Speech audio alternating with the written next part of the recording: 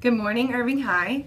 We are making this video to talk to 10th graders about your PSAT scores. So if you will, go ahead and get out your scores. Your teacher should have handed them to you, and you're going to open them up. What I'm going to do is talk to you about the 4 sections of the PSAT scores. First, you have the Your Scores section. The second section, Your Skills, then your answers and the next steps. So the reason we're going over this is because you're going to take another PSAT next year. And with that, it's just a practice test for your SAT that you'll take your junior year.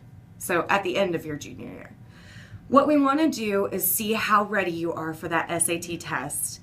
And it will tell us how ready you are for college and for any sort of entrance requirements for whatever colleges you're looking for.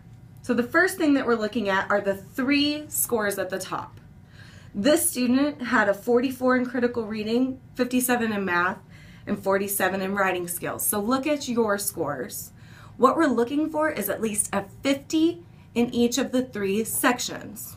A 50 means that you would have gotten a 500 in that section on your SAT, and that's what we're looking for to be college ready. Now, on your real SAT, colleges only look at the critical reading and math scores. So if they each had a 500, it would give you a minimum score of 1,000 to show you if you're college ready or not. Different colleges require different scores, and that's something that we can help you with in the counseling office, but this is just to give you an idea. The next section is, the next part of your test scores section is the National Merit Scholarship section. So to qualify for the National Merit Scholarship, you have to, number 1, be a junior in high school. So we're kind of just getting an idea for you for next year. You have to be a high school student, a U.S. citizen, you have to complete high school within 4 years and graduate in 2017 when you are a junior.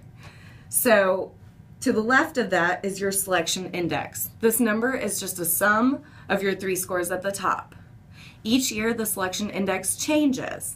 So it could be the same as it was last year, which was a 219, or it could be higher. So that just gives you an idea of where you are with qualifying for this scholarship that could pay for your entire 4 years of college. The next thing that I want to show you is this bar graph section called Your Skills. Your Skills breaks down each section of the PSAT, which are also the same skills covered on the SAT. So when you look at these bars, the longer the bar, that means the more questions you got correct. The shorter the bar, those are the sections that you want to go back and look at and study and work on so that you can pull up your scores. That kind of flows into the Your Answers section down here almost towards the bottom. This section breaks down each question, tells you what the correct answer was, your answer on the test, and then the level of difficulty. On the PSAT and the SAT, there's easy, medium, and hard. So look and see if you're missing a lot of easy questions or a lot of medium questions, and maybe you're just overthinking what the answers could be.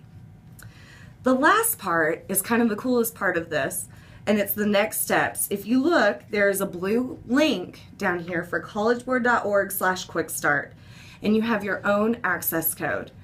If you go online and go to that access code, it's going to take you to all of your answers and also tell you what colleges you would have qualified for right now. So if this was your actual SAT test, it'll tell you where you could go. It gives you extra practice questions in the sections that you need to work on, and leads you to any other questions that you need to ask us as counselors when you are studying for your PSAT. Come and see the counseling office, any of your counselors, if you have any questions, and have a good day.